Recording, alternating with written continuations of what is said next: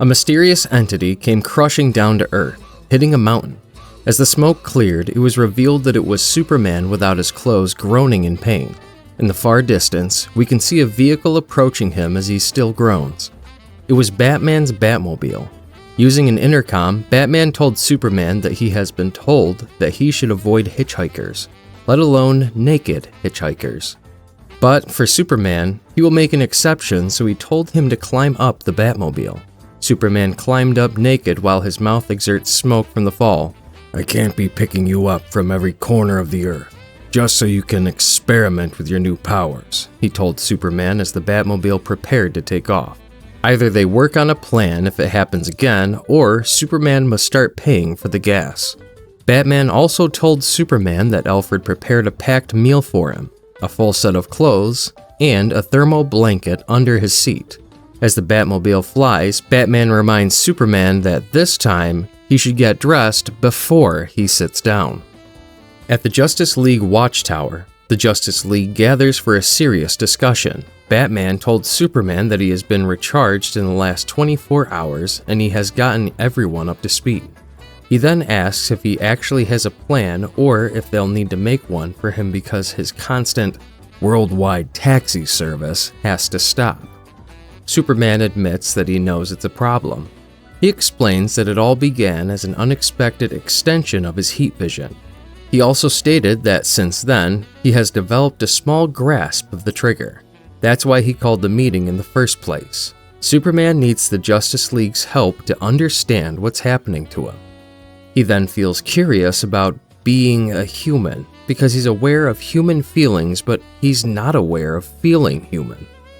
Superman admits that after trying this new ability a few times, he has actually enjoyed it, especially the food he eats after testing his abilities out. Seriously, the food? Batman said while smiling. Superman insists that it is part of the process, but he wants to learn more on how to control this new ability and maybe use it for more than selfish reasons. Wonder Woman worriedly asks if this mysterious flare ability is dangerous to him or to the Justice League. Aquaman then raises another concern. Your powers return completely? That's a question that requires a specific answer, big guy, the Flash worriedly asks for answers. Superman pointed out that his flying power might have been reduced to just jumping indefinitely. The Flash is skeptical about his response. That is when Superman turns to Cyborg and asks for his help specifically. Cyborg has been thinking about all of it, and with a serious expression, he suggests that this time a real test must be done in order, along with the lines of Protocol JL-11A. Superman has never heard of this protocol, and asks the team if any one of them has been through it, which no one answered. 45 minutes later, "This is a recreational sector," Superman shouted as he was tricked to enter the recreational reactor with Batman, Cyborg, and Wonder Woman. Batman, along with Cyborg, bombarded Superman with lasers and guns. Superman easily deflected the bullets and lasers with his chest. Batman jokingly said to Superman, "Well, I think this is recreational." Cyborg then explains that they needed a much larger space to test the power level that was returning to him, and they thought that it was a smart idea to use the reaction reactor. Superman praises them for being clever, but then asks again if JL-11A protocol truly exists. Behind the smoke, explosions, and flares of the lasers, Wonder Woman was standing waiting for her turn to strike Superman. And then she suddenly punched Superman in the jaw, making him spit blood out of his mouth. She then told Superman that the protocol does not exist, but it gives them the idea of how back to normal he truly is. After the test, Cyborg and Batman asked Wonder Woman how it felt when she punched Superman in the face. She then revealed that Superman's invulnerability is back to normal. She described his head as hard as the Themyscirian reinforced concrete. The Flash, seeing that he is back to being invulnerable, he wanted to see if Superman still had his reflexes. While Superman is standing in the middle of the rec room, the Flash pushes a button that drops a large metal cube on top of Superman. A large bang echoed around the rec room, shaking the ground. A moment of silence was then filled in the room as smoke dispersed everywhere. But then Superman appeared behind the metal cube and was unharmed. Rec room. More like a rec room, Superman joked. Cyborg groans on his lame joke. Yeah, we get it, he said. Superman praised their efforts on testing his reflexes. All joking aside, Cyborg told Superman that the team got the answers about his returning power levels after all the tests, but to make sure, they needed him to do one of his flare-out abilities and monitor it. So Cyborg suggests that they should head down a few levels of the watchtower. Superman thanks Diana for the pain she caused on his jaw and tells her that he might need to see the dentist. While they were heading down a few levels, Cyborg explains that after examining Batman's recent diagnostics, he has been thinking a lot about his flare-outs and interfacing with the mainframe of the watchtower. They needed to monitor Superman's solar flares in a controlled environment since anywhere else could draw too much attention and have international political implications, not to mention the dangers it could bring to anyone or anything within proximity. A full power blast could alter the watchtower's orbit, so Cyborg diverted the jet exhaust baffles to 3 levels in an attempt to defuse the initial blast. Batman's diagnostics showed that a full power blast could alter the watchtower's orbit, so Cyborg diverted the jet exhaust as a precaution. He also managed to reposition some of the external solar panels of the watchtower to the interior exhaust tunnel walls. Cyborg told the team, "We could solve the energy of the entire planet if we get lucky. A one-man global warmer." Batman added as the team stands behind a transparent titanium to observe. With the cue of Cyborg, Superman kneels on one knee, then recalls the trigger that made him do his flare-outs. He does not know what caused it, but he recalls inhaling and then holding his breath, and as he felt his laser vision expanding, he exhales as it finishes. He also wanted to see if it would happen again. As his laser vision blast lasted longer, it gradually grew stronger until flares came out of his eyes. The flare on his eyes grew stronger and stronger until a blinding light with a loud beam sounded around the jet exhaust tunnels. He successfully recreated one of his solar flare-outs again, and it filled the room with a blinding light and a loud energy static. The Justice League was shocked and held up their hands for cover from the strong blasts of wind and the blinding light. The electronics around them started buzzing and malfunctioning. Gusts of wind entered the watchtower's vents, until a blinding light exploded at the lower level of the watchtower, which can be seen outside it. Everyone was shocked as the broken electronics buzzed around them and smoke filled the room. Cyborg realized that it was a solar flare-up EMP. The Flash asked, "Anyone know where the broom and dustpan are?" As the smoke cleared the room, we could see Superman without his shorts kneeling on both knees in pain as he held his eyes and smoke emitted out of his body. We can see Superman visibly tired because of this. Seeing this, Batman worriedly rushes towards Superman and then asks why he is putting himself and the team through it. Superman replied that he doesn't know where it came from, but fighting against Ulysses brought it on for the first time. He needs more help finding out what causes the flare-out, but at least he figured out how to control the start of it. Aquaman blocks Wonder Woman's eyes as Superman stood up without clothing. Superman explained, "It's much like a long, slow build-up to a primal scream, but without the scream." But what bothers him the most is that he needs to find out if his powers are really evolving. Batman then holds Superman on the cheeks and reassures him that he understands him. But he has an important question that he should ask. "Are you hungry? Let's have dinner. Your treat." The Justice League went to the Grand Tavern to share a toast. The Flash cheered, "A toast for the world's first controlled and monitored super flatus." "Barry," Batman hilariously yelled. The Flash continued, saying that his first choice of toasts were much worse than the one he yelled just now. Batman's phone rings while Wonder Woman vibes with its ringtone. Cyborg called to inform them that he is on to something. They can capture and harness some of the energy of Superman's flare-out if they just adjust the solar cells and batteries. But it will cost a fortune. Cyborg called out Batman's name, to which Batman replied that he'll call him back. Superman enjoys his company and tells the Justice League that he loves them. He then chugs a beer while telling them the plans he wants to do.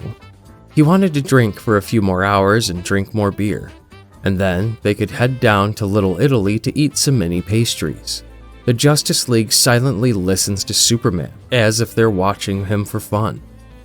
With this power, we can square off against huge supercosmic baddies, Superman yelled. Batman then told Superman to lower his voice, to which Superman replied that he would whisper. Superman then speaks to himself about his newfound abilities until he gets drunk. Batman wondered if he'd ever had alcohol, which Aquaman replied that not as a human, he hasn't. They then wondered if Superman can get a hangover from a few ounces of light beer. We then see Superman's messy bedroom while a radio broadcast in the middle of the night announces that there are 3 unidentified men firing indiscriminately at the downtown tech district. It also added that it's too early in the night and hopefully it will help avoid casualties. What? Casualties? Ugh. What did I sleep through? Superman yelled as he got up quickly after hearing the radio. He suddenly felt pain in his head as he heard that the situation is happening at the downtown district and apparently 3 unidentified males are firing indiscriminately. He rushes to the bathroom to get ready, thinking that it could be serious. 5 minutes later, he is still brushing his teeth and still tasting the alcohol in his mouth even after drinking a bottle of mouthwash, hoping that it won't affect his stomach. Running to the balcony, Superman must go to the district before anyone gets hurt, and before his stomach blows. He jumped out of the balcony, but he forgot that he can't fly yet. Just jumping. It'll have to do, he says as he leaps through the air. Superman jumps to the location since he's not that far from it. 3 thugs were excitedly firing guns with advanced technology that a mysterious man gave to them, promising that they would get handsome rewards at the district. The thug wearing a brown bandana doesn't care about the reward since the guns are enough for him. Ahead of them is their target, the Lex Tech. So the 3 thugs went inside the building to destroy the place, while 3 workers are unconscious on the ground. The thug wearing a brown bandana told the other men that they should fill up their backpacks with every bit of energy inside to destroy the building, just like the mysterious man said to them. But a voice above them said, "Yeah, well, this man says..." In shock, the 3 thugs randomly shoot at the ceiling until Superman landed in front of them. Superman said, "You guys are done." The man wearing a brown bandana said that the mysterious man warned them that the costumed freak would show. He added that they should drain Superman with everything he's got, so the 3 thugs fired the guns at him. Superman dodged the blast since he doesn't know the effect it will have on him. "Lucky for me, their aim is bad," Superman quipped while a structure got hit with the blast and collapsed behind him. With a loud kathrong, Superman groaned in pain as the falling structure crushed him. The 3 thugs were thrilled because they just wasted Superman, but police sirens set off behind them. The thug wearing a black bandana alarmed them that there could be the cops, the military, or even more costumed freaks. So he suggested that they should move since their backpacks were filled up enough. But the hooded thug didn't care and told him that he shouldn't worry since they just dropped Superman to the ground. Then suddenly, the debris below the 3 thugs started shaking. "Earthquake! Military! Tanks!" the thug with black bandana questioned. But it was Superman groaning in pain as he lifted the debris that crushed him. "I've felt pain before, but not like this," Superman wondered. The thugs were pissed off, so they fired with full force against Superman. Superman then grabbed a steel plate from the rubble and used it as a shield from the blast. Seeing that it was affected, he shouted, "Chew on this!" and threw the steel plate at the thugs. The impact throws them off their feet, leaving them scrambling as the steel plate breaks at the impact. Superman is still struggling from the pain as he tries to stand up. He speaks to himself, "Don't know if my head hurts from the debris, or the flare-out, or the beer.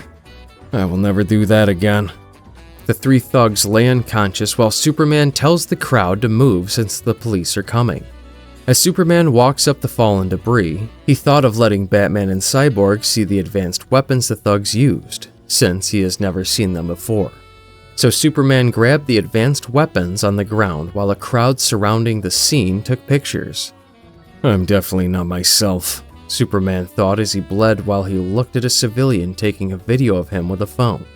Superman crouched as he prepared to jump while thinking of his friend, Jimmy, that he will be annoyed missing the commotion.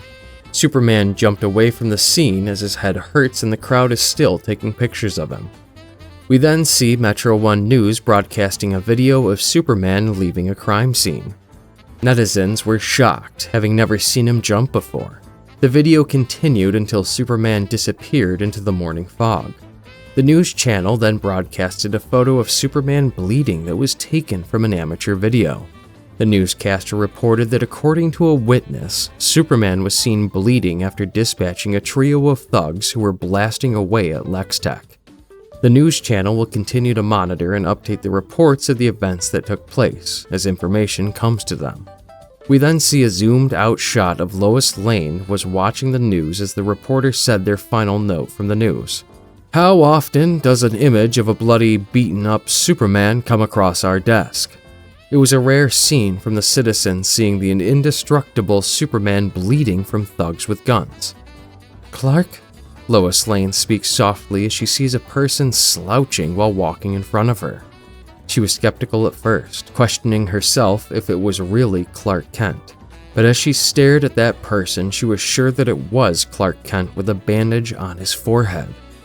Don't forget to like this video and subscribe to this channel.